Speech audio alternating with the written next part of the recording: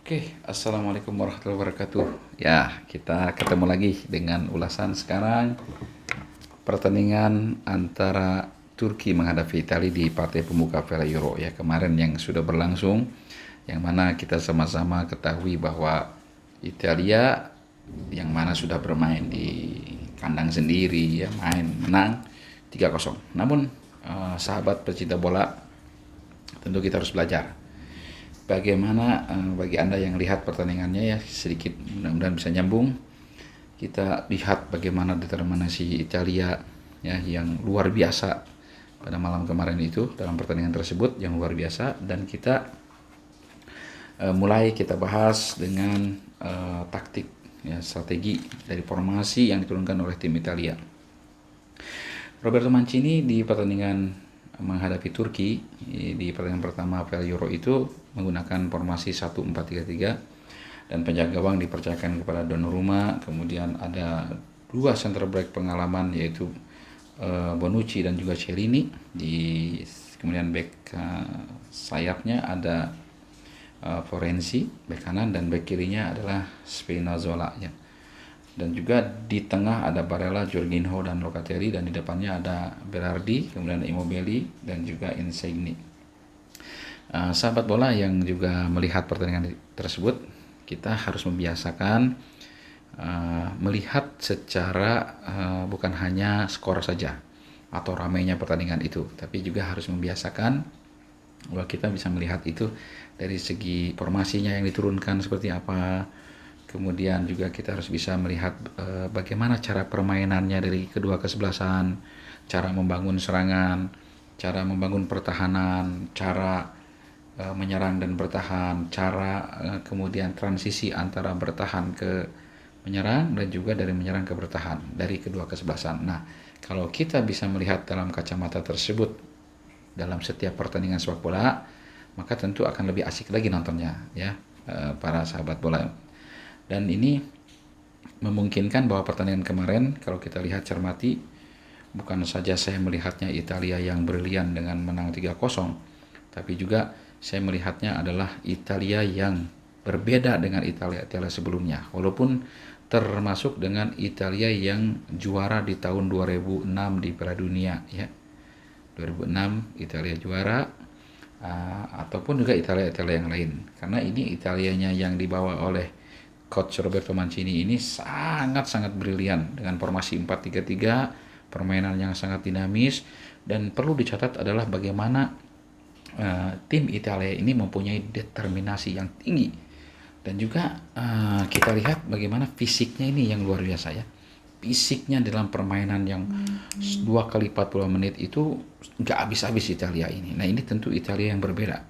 Italia yang bukan hanya mengandalkan serangan balik, Italia yang bukan hanya mengandalkan pertahanan yang kuat untuk selalu melakukan serangan balik, tapi benar-benar Italia yang menguasai pertandingan. Dan dalam catatan kami ini, sesuai dengan apa yang kami dapatkan dari informasi bahwa Italia sewaktu menghadapi Turki tersebut dengan kemenangan 3-0 ini, sahabat bola, mereka ini menguasai 61% penguasaan bola dan melakukan 24 tendangan ke gawang yang luar biasa ya, percobaan untuk mencetak gol luar biasa. Sementara lawannya ini Turki menggunakan formasi 4-1-4-1 atau 1-4-1-4-1 ya. Mereka mencoba di awal-awal pertandingan ini menunggu ya, bertahan untuk melihat situasi melakukan serangan balik. Namun yang terjadi adalah mereka sangat kesulitan. Determinasi Italia di babak pertama dan babak kedua menghancurkan kekuatan daripada Turki dengan pertahanan yang sebenarnya sudah rapi sebenarnya ya. Pertahanan yang dikoordinir oleh Soyuncu ini sebenarnya sudah bagus ya.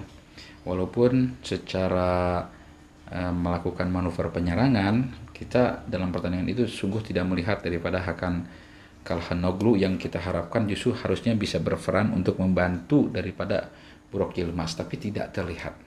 Nah ini, dan itu boleh dimungkinkan permainan Turki itu sampai tidak terlihat skema penyerangan yang bagus seperti dalam pertandingan lawan selain Italia, dikarenakan ini pasti yang kita lihat karena mobilitas, determinasi, pressure tingkat tinggi yang dilakukan oleh anak-anak asuhan Roberto Mancini di tim Italia ini.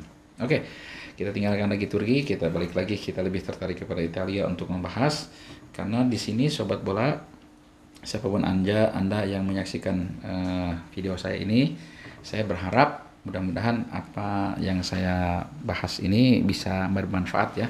Mungkin Anda ini penggemar bola, penonton bola ya, tetapi dengan pengetahuan sedikit banyak dari saya ini mudah-mudahan bisa menonton tambah nikmat dengan pengetahuan taktik, formasi, strategi ya, bagaimana mentality daripada kesebelasan di dalam suatu pertandingan.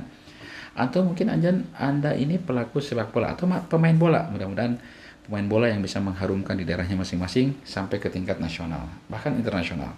Atau mungkin Anda seperti saya juga kebetulan head coach juga, masih lisensi C AFC, masih belajar, cuman sedikit ingin berbagi-bagi ilmu dengan Anda di video ini.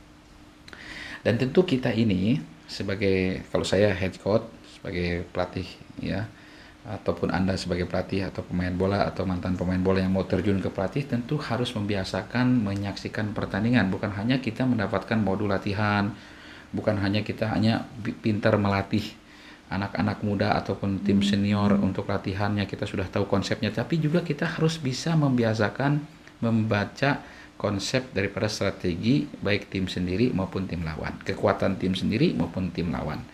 Nah, kalau kita membiasakan seperti itu dengan dimulai selalu menyaksikan pertandingan-pertandingan bermutu dalam tingkat dunia, tingkat Eropa, Asia, level nasional, maka tentu pengetahuan kita ini secara taktikal, mentality, pengetahuan tentang tim sendiri dan tim lawan akan lebih terasah lagi. Nah, ini yang saya inginkan, mudah-mudahan kedepannya tercipta pelatih-pelatih yang berkualitas. Dan juga pemain-pemain yang berkualitas, juga penonton-penonton yang berkualitas. Oke, kita lanjutkan lagi para pencinta bola. Dan ini malam daripada pertandingan antara Turki menghadapi Italia ini, saya sangat tertarik dengan konsep 4-3-3-nya Roberto Mancini ya. Bagaimana dalam pertandingan tersebut, kalau pecinta bola melihat ulangannya, ya saya belum bisa menampilkan ulangannya, ya mohon maaf ya. Mudah-mudahan kedepannya saya bisa menampilkan ulangannya atau sedikit cuplikan potongan-potongan agar bisa dalam penerangan saya ini lebih jelas lagi didengarnya, dipahaminya dan sebagainya. Tapi mohon maaf saya belum bisa seperti itu. Nanti mudah-mudahan ada ilmunya ya, insya Allah. Nah, yang kita perhatikan dalam pertandingan konsepnya Roberto Mancini ini 4-3-3 ini, jelas saya jadi teringat. Nah, kalau mungkin pencinta bola bisa melihat atau menonton pertandingan-pertandingan yang biasa dilakukan oleh Barcelona, kemudian Manchester City di bawah Pep Guardiola, ini sangat-sangat tidak jauh, sangat mirip, ada miripnya banyak ya. Mulai dari pergerakan wingback-nya ya. Dalam hal ini kemarin kita bisa melihat bagaimana pergerakan wingback-nya Spinazzola ya, back kiri daripada Italia yang nomor punggung 4 itu, yang sangat rajin membantu. Bahkan gol kedua hasil daripada kreasi Spinazzola ini dari sayap kiri yang masuk ke kotak penalti lawan. Bayangkan pencinta bola, kita punya back yang bisa overlapping sampai ke pertahanan lawan, bahkan masuk ke kotak penalti lawan, kemudian juga pinter dengan kondisi fisik yang memadai bisa sudah sampai lagi di pertahanan sendiri. Nah, ini artinya di sini jelas bahwa kondisi fisik Italia di pertandingan menghadapi Turki ini di atas rata-rata. Oke, kembali ke 4-3-3 itu dengan dua konsep atau taktik yang dilakukan Roberto Mancini, melakukan perintah kepada back sayapnya, baik itu back kanan dan back kirinya untuk overlapping. Berarti di sini seperti ada perubahan formasi ya pencinta bola.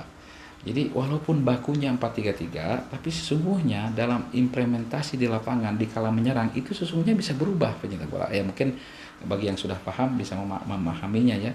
Bagaimana itu nanti Benucci dan Chiellini ini ditinggalkan oleh dua bek sayapnya, bek kanan bek kirinya.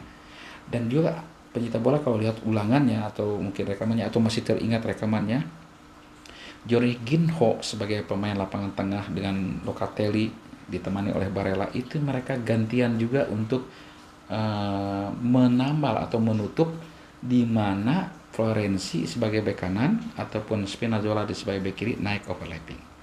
Maka gelandang yang tiga inilah gantian menutup kalau gagal dalam serangan Italia. Dalam hal ini saya menggarisbawahi kebanyakan yang menutup itu Jorginho. Nah, ini taktik yang luar biasa yang mesti nanti kita menjadi pengetahuan tambahan agar mungkin bisa diterapkan di tim kita ini, ya, walaupun kategori pemainnya berbeda tentunya, tetapi kan taktiknya ini boleh kita terapkan di tim kita ya masing-masing ya, sebagai bagian daripada mencoba pengetahuan sepak bola yang nanti tujuannya akan berimbas kepada kebaikan tim kita. Nah, kemudian apa lagi? Kemudian kalau pecinta bola mengetahui di sana di depan ada Berardi di kanan, Insigne di kiri ya. Kemudian di depannya sebagai striker tunggalnya yaitu Immobile ya. Itu mereka ini sangat mobilitas ya. Artinya pergantian posisinya sangat dinamis. Insigne yang dipasang oleh Roberto Mancini di sayap kiri, kemudian Berardi di sayap kanan, itu pada kenyataannya dalam pertandingan bisa menjadi striker untuk berdampingan dengan Immobile. Jadi di sini kelihatan kadang-kadang striker itu menjadi 3, kadang-kadang menjadi 2 dengan inside masuk ke tengah di belakang 2 daripada Berardi dan Immobile. Jadi artinya di sini selalu saling menutupi, saling memasuki satu daerah lawan untuk mengacaukan pertahanan daripada lawan, dalam hal ini Turki. Makanya Immobile mencetak gol, Insigne mencetak gol, dan gol pertama dari Berardi hasil dari kreasi Berardi, kemudian menjadikan pemain Turki Demiral itu melakukan bunuh diri. Nah, ini berarti di sini 3 striker yang dilakukan oleh Italia ini sangat berbahaya. Nah, ini dan kita boleh mengambil satu pelajaran dalam pertandingan malam itu, bagaimana Italia mempunyai striker yang sangat mobilitas tinggi, kemudian punya penuh dengan kepercayaan diri. Nggak gampang loh ya sobat bola, nggak gampang loh. Main tuan rumah itu kadang-kadang bisa menjadikan semangat kita ini, kadang-kadang bisa juga menjadikan beban. Tetapi Italia di malam itu menghadapi Turki di pertandingan tersebut, justru tuan rumahnya dijadikan satu bahan, mereka sebagai tim menjadikan semangat. Nah, ini tentu pelajaran buat kita. Manakala nanti suatu saat tim kita ini mungkin ada berkesempatan main sebagai tuan rumah dalam satu event mungkin daripada pecinta bola dan semuanya, dan sebagai anda sebagai pelatih, maka harus bisa menjadikan, kalau kita sebagai tuan rumah itu harus jangan dijadikan beban, tetapi dijadikan secara mentality satu kekuatan yang mendorong supaya pemain kita ini berpenampilan luar biasa ya. Oke. Kemudian juga formasi Italia selain 4-3-3 dalam kenyataan di lapangan kadang-kadang berubah menjadi 4-2-3-1, bahkan bisa berubah lagi 4-3-2-1 ya. Itu sangat dinamis. Nah, ini pencinta bola atau sobat bola boleh mempraktekkan ya di tempatnya masing-masing bagaimana caranya dari formasi baku 4-3-3 diimplementasikan dalam pertandingan itu dirubah-rubah. Ya, silahkan instruksikan saja ke pemainnya atau dilatih di dalam latihannya dengan skema, dengan satu bahan yang kita susun rapi, bagaimana caranya berlatih dengan 4-3-3. Mungkin kalau Anda ini pelatih bola, mungkin lebih bisa untuk merealisasikan dalam latihan, kemudian nanti dibawa ke pertandingan ya, dari 4-3-3 kemudian dirubah menjadi 4-2-3-1, kemudian dirubah lagi menjadi 4-3-2-1, 4-2-3-1, 4-3-3, bahkan dikala back sayapnya itu naik, kanan kirinya naik, maka bisa berubah menjadi 3-4-3 atau 3-3-4. Nah, ini silahkan. Kalau kita sudah bisa seperti itu di dalam satu tim, pemain-pemain kita pun mengerti dengan bagaimana kemauan kita sebagai pelatih untuk bisa menggambarkan keinginan situasional seperti itu di dalam pertandingan, maka itu salah satu kemenangan ya, kemenangan di dalam taktik. Belum tentu memang kemenangan secara skor, tetapi kemenangan secara taktik, kemenangan secara strategi sudah didapatkan oleh tim kita. Dan tentu dengan kemenangan taktik dan strategi, saya rasa kemenangan skor itu tinggal menunggu saja waktunya ya. Oke, itu pelajaran-pelajaran dalam pertandingan antara Turki menghadapi Italia. Ya, tentu kita kalau melihat pertandingan antara Turki dan Italia, tentu kita juga harus belajar juga, walaupun dalam hal ini Turki menghadapi kekalahan ya, menghadapi Italia dengan 0-3, tapi kita harus ambil sisi positifnya. Sebagai pecinta bola atau mungkin sebagai pelatih, sebagai pemain bola, harus tetap mengambil hikmah satu kebaikan di dalam satu pertandingan. Jadi kita tidak boleh juga belajar di Italia saja, di tim Italia yang menang saja, tetapi juga harus belajar di tim Turki yang kalah. Apa pelajaran yang kita dapatkan?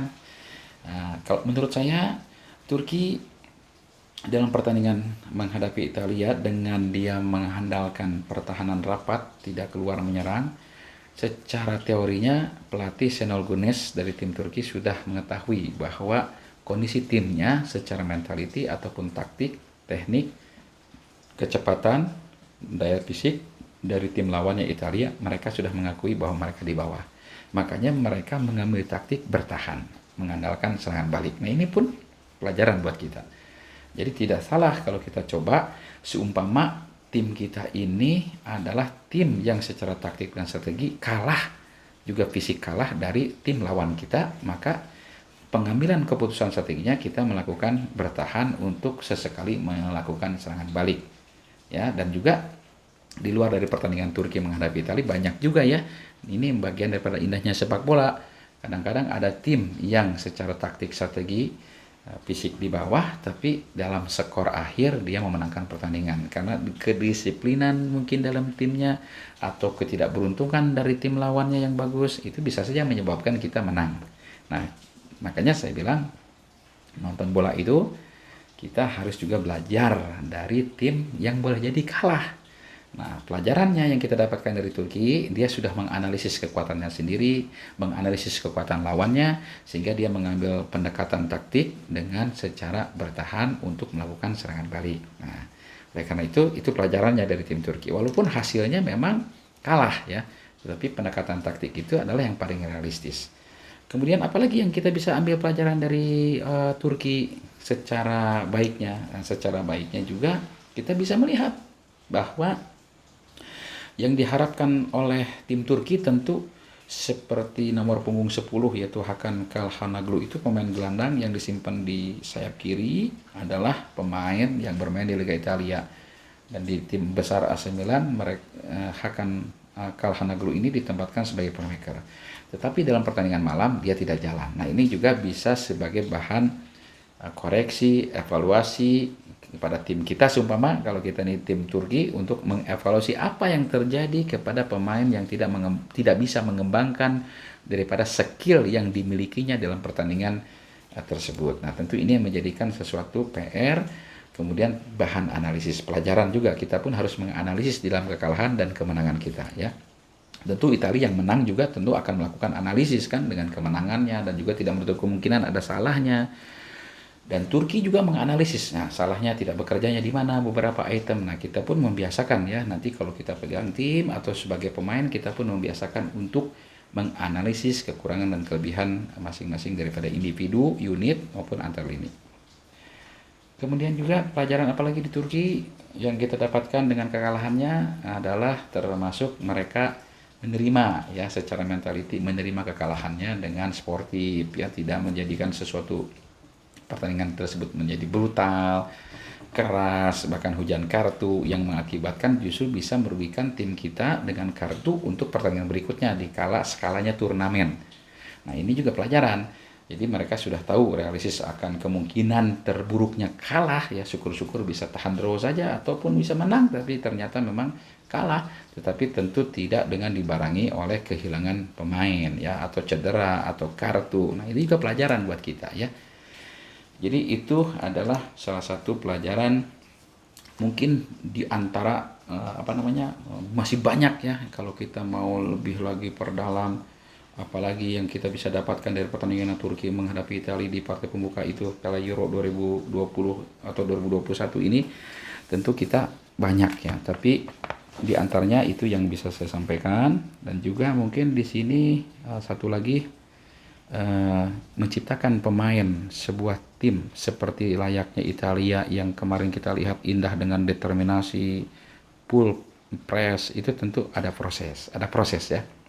Nah, mungkin di lain kesempatan saya ingin juga menerangkan tentang bagaimana membentuk sebuah tim yang baik ya, baik individu maupun secara tim. Insya Allah ya, doakan. Nah, untuk supaya tambah semangat saya menulisnya, saya berbikin videonya.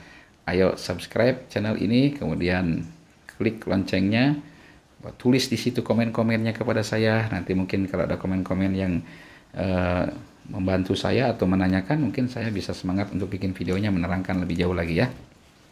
Dan tentu dalam edisi ini saya akan melanjutkan tentang cerita Euro ya. Masih banyak, ini baru pertandingan pertama, dan nanti kita akan mendapatkan lebih banyak lagi informasi secara taktik dan sebagainya. Oke, dari saya mungkin boleh disebut saya ini coach yang lisensi C, AFC, masih belajar. Mudah-mudahan juga bisa menaikkan levelnya ke B, AFC ke AFC sampai ke Afro, dan bisa membantu persepak bola Indonesia. Oke, mungkin itu dulu. Nanti kita sambung lagi dengan beragam pengetahuan taktik sepak bola. Oke, terima kasih. Assalamualaikum warahmatullahi wabarakatuh.